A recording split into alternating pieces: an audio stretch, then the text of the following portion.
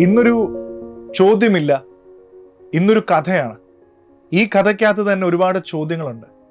ഈ കഥ ആരുടെ കഥയാണെന്ന് ചോദിച്ചു കഴിഞ്ഞാൽ ഒരു വ്യക്തിയുടെ കഥയാണെന്ന് പറഞ്ഞാൽ അല്ല, 1000 ആൾക്കാരുടെ കഥയാണ്. സിവിൽ സർവീസിന് പഠിക്കുന്ന 1000 ആൾക്കാരുടെ കഥയാണ് ഞാൻ ഈ പറയുന്നത്.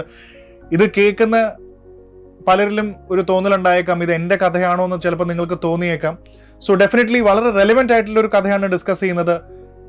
ഇതിനകത്ത് നിന്ന് ഒരുപാട് കാര്യങ്ങൾ നമുക്ക് പഠിക്കാനുണ്ട്. അതുകൊണ്ടാണ് ചോദ്യത്തിന് പകരം ഒരു കഥയായത്. ഈ കഥയിൽ ഡെഫിനറ്റ്ലി വളരെ സീരിയസ് ആയിട്ടൊരു ആസ്പിരൻ്റ് ഉണ്ട്.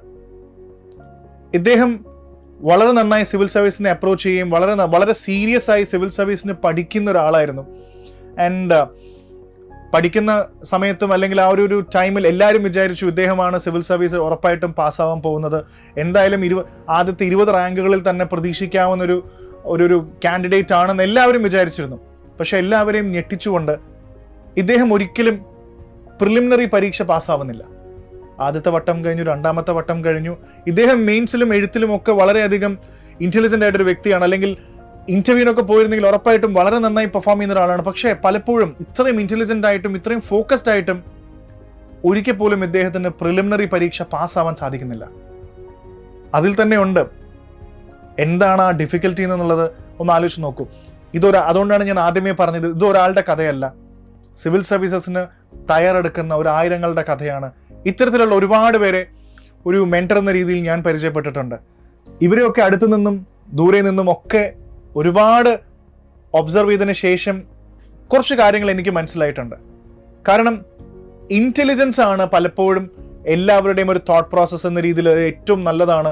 ഞാൻ ഭയങ്കര ഇന്റലിജന്റ് ആണ്, അത്യാവശ്യം നല്ല കറണ്ട് അഫയേഴ്സ് കവറേജും പത്രവായനയൊക്കെ ഉള്ള ലോകവിവരമൊക്കെ ഉള്ള വളരെ ഒരു അംബീഷ്യസ് ആയിട്ടൊരു വ്യക്തിയാണ്.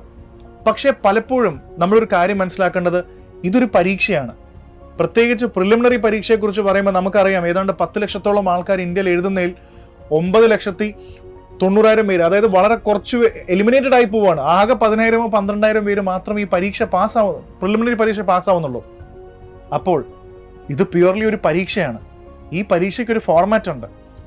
ഈ ഫോർമാറ്റിൽ നമ്മൾ പരാജയപ്പെടുകയാണെങ്കിൽ ഇത് നമ്മുടെ ഇന്റലിജൻസ് ആയിട്ട് യാതൊരു ബന്ധവുമില്ല.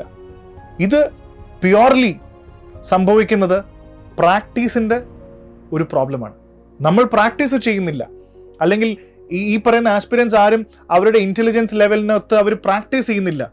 കാരണം പരീക്ഷാ പേപ്പറിൽ നമ്മുടെ കയ്യിൽ കിട്ടുമ്പോൾ 100 ചോദ്യമുണ്ടെങ്കിൽ ഓരോ ചോദ്യം ഒരു ചലഞ്ചാണ് എന്ന് എപ്പോഴും ഓർക്കുക. ഒരു ചോദ്യം മറ്റൊരു ചോദ്യം പോലെ അല്ല, ഓരോ ചോദ്യവും ഒരു ചലഞ്ച് തന്നെയാണ്. ചിലപ്പോൾ ഒരു ചോദ്യം ഹൈലി അനലിറ്റിക്കൽ ആയിട്ടൊരു ചോദ്യമാണെങ്കിൽ നമ്മുടെ നോളജ് ബേസിനകത്തുള്ള നോളജിനെ ആ ചോദ്യത്തിനനുസരിച്ച് കൺവേർട്ട് ചെയ്ത് വേണം നമ്മൾ നമ്മുടെ ഉത്തരം കണ്ടെത്താൻ. അടുത്ത ചോദ്യം അങ്ങനെ ആയിരിക്കില്ല. നമ്മുടെ നോളജ് ലെവലിൽ വളരെ ഡീപ്പായിട്ട് പോയിട്ട് മെമ്മറിയിൽ നിന്നും ഒരു ഉത്തരം കണ്ടെത്തേണ്ടതാവാം. സോ ഓരോ ചോദ്യവും, ഞാൻ അതാ പറഞ്ഞത്, ഓരോ ചോദ്യവും ഒരു ചലഞ്ച് ആണെന്നില്ലേ. അപ്പോൾ ഈ നോളജ് ബേസ് ഉണ്ടായിട്ട് നമുക്കതിനെ ശരിയായ രീതിയിൽ കൺവേർട്ട് ചെയ്യാൻ സാധിക്കുന്നില്ല എങ്കിൽ പിന്നെ നമുക്ക് ഈ നോളജ് കൊണ്ടൊരു ഉപയോഗവുമില്ല. കാരണം നമുക്ക് ഒരിക്കലും ആ എക്സാം പാസ്സാവാൻ പറ്റില്ല. ആൻഡ് പലപ്പോഴും ഇത്തരത്തിലുള്ള ഒരുപാട് ആൾക്കാരായിട്ടുള്ള ഒരു കോൺവെർസേഷൻസ് ഞാൻ എല്ലാവരുടെ അടുത്തും ഒരു അക്കാഡമിക് ഇൻട്രസ്റ്റിന് വേണ്ടി ചോദ്യം ചോദിക്കാറുണ്ട്. നിങ്ങൾ എത്ര പ്രാക്ടീസ് ചെയ്യാറുണ്ട്, എത്ര ക്വസ്റ്റ്യൻ പേപ്പേഴ്സ് ഒക്കെ സോൾവ് ചെയ്യാറുണ്ട് പരീക്ഷയ്ക്ക് വേണ്ടി? ആൻഡ് ഇവരുടെയൊക്കെ ഉത്തരം പലപ്പോഴും എന്നെ ഞെട്ടിച്ചിട്ടുണ്ട്. ഇവരാരും തന്നെ ഈ പ്രാക്ടീസിനെ വളരെ സീരിയസ് ആയിട്ട് കാണുന്നില്ല. എല്ലാവരും പഠിക്കണം, ഒരുപാട് കണ്ടന്റ് മനസ്സിലാക്കിയെടുക്കണം, ഒരു കണ്ടന്റ് ലോഡ് ഇങ്ങനെ ഉണ്ടാക്കിയെടുക്കണം മൈൻഡിൽ. പക്ഷേ സ്ട്രാറ്റജിക് ആയിട്ട് ഒരു ക്വസ്റ്റ്യൻ സോൾവ് ചെയ്യാൻ ഒന്നും ഒരു സമയം കണ്ടെത്തുന്നില്ല.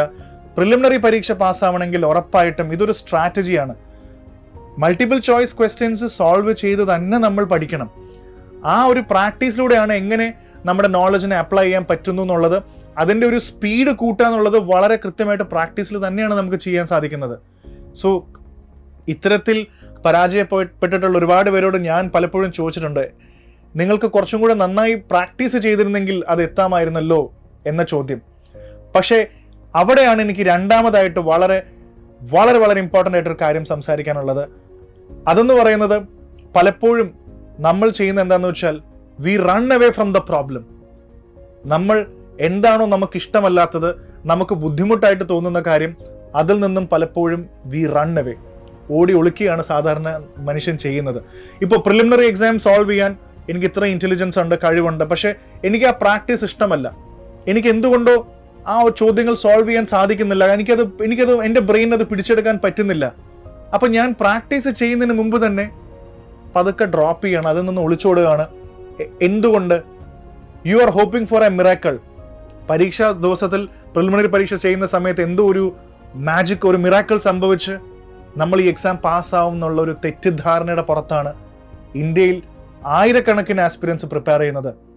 ഇത് നമുക്ക് ഡിഫിക്കൽട്ട് ആണെന്ന് അറിഞ്ഞിട്ടും നമ്മൾ അതിൽ നിന്ന് മോടി ഒളിക്കുകയാണ്. We are just running away from that. Why? ഇതാണ് ഇന്നത്തെ കഥ. ഞാൻ നേരത്തെ പറഞ്ഞു, ഈ കഥ ഒരാളുടെ കഥയല്ല. ഇപ്പം നിങ്ങൾക്ക് മനസ്സിലായിട്ടുണ്ടാവും, ഇതൊരു 1000 സിവിൽ സർവീസ് ആസ്പിരൻസിന്റെ സ്റ്റോറിയാണ്. ഇതിൽ ഒരുപാട് കാര്യങ്ങളുണ്ട്.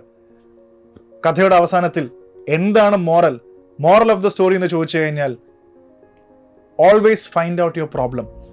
നിങ്ങൾ സിവിൽ സർവീസസിന്റെ പ്രിലിമിനറി പരീക്ഷയിൽ പരാജയപ്പെടുകയാണെങ്കിൽ അത് പ്യുവർലി നിങ്ങളുടെ പ്രാക്ടീസിന്റെ കുറവാണെന്ന് തിരിച്ചറിയുക, അതിനുവേണ്ടി നന്നായി ശ്രമിക്കുക, പ്രാക്ടീസ് ചെയ്യുക.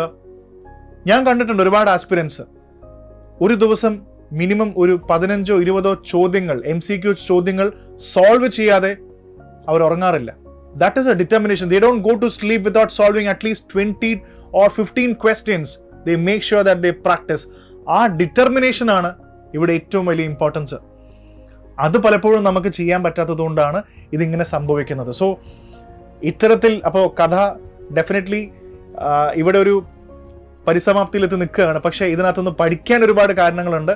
നിങ്ങൾക്ക് ഈ പ്രോബ്ലം ഉണ്ടെന്ന് തോന്നുകയാണെങ്കിൽ ഉടനെ തന്നെ പ്രാക്ടീസ് ചെയ്യുക. ഡെഫിനറ്റായിട്ടും പ്രാക്ടീസ് ചെയ്യുക. പ്രിലിമിനറി ടെക്നിക്സ് നന്നായി പഠിക്കുക. പ്രാക്ടീസ് ചെയ്യുന്നതോറും അത് നമ്മുടെ അടുത്തേക്ക് വരും. And don't run away from your problems. നമ്മുടെ പ്രോബ്ലംസ്, നമ്മുടെ നെഗറ്റിവിറ്റീസ് എന്താണെങ്കിലും നമ്മൾ ഫേസ് ചെയ്തേ മതിയാവും. Face that with courage. നല്ല കോൺഫിഡൻസോട് കൂടെ തന്നെ ആ പ്രോബ്ലംസ് മറികടക്കാൻ ശ്രമിക്കുക. ആരെയും ഒന്നും പ്രൂവ് ചെയ്യാൻ നമുക്കില്ല. We are fighting this with ourselves. നമുക്ക് നമ്മളോട് തന്നെയാണ് പ്രൂവ് ചെയ്യാനുള്ളത്. സോ ഇത്തരം കാര്യങ്ങൾ ചെയ്യാമെങ്കിൽ ഡെഫിനറ്റ്ലി ഈ പ്രോബ്ലം ഒഴിവാക്കാൻ സാധിക്കും. അപ്പോൾ ഇങ്ങനത്തെ പ്രോബ്ലംസ് ഉള്ള ഒരുപാട് ആൾക്കാർ ഇത് കേൾക്കുന്നുണ്ടെങ്കിൽ അവരോടെല്ലാം ഉള്ള അഡ്വൈസും ഒരു സജഷനും ഇതാണ്. സോ ഡെഫിനറ്റ്ലി ഈ കഥയിൽ നിന്നും ഒരുപാട് കാര്യങ്ങൾ നിങ്ങൾക്ക് പഠിക്കാൻ പറ്റിയെന്ന് ഞാൻ മനസ്സിലാക്കുന്നു. സോ പഠിച്ചതെല്ലാം പ്രാക്ടീസ് ചെയ്യാൻ സാധിക്കട്ടെ. സോ ഈ പ്രോബ്ലം ഒരു വലിയ പ്രോബ്ലമാണ്. ഇന്ത്യയിൽ ഒരുപാട് ആസ്പിരൻസിന്റെ പ്രോബ്ലമാണ്. അത് ഡെഫിനറ്റായിട്ടും നിങ്ങൾക്ക് സോൾവ് ചെയ്യാൻ സാധിക്കട്ടെ. ഡെഫിനറ്റായിട്ടും നിങ്ങൾക്ക് നല്ലൊരു സിവിൽ സർവീസ് ഓഫീസർ ആവാൻ സാധിക്കട്ടെ എന്ന് ആശംസിക്കുന്നു.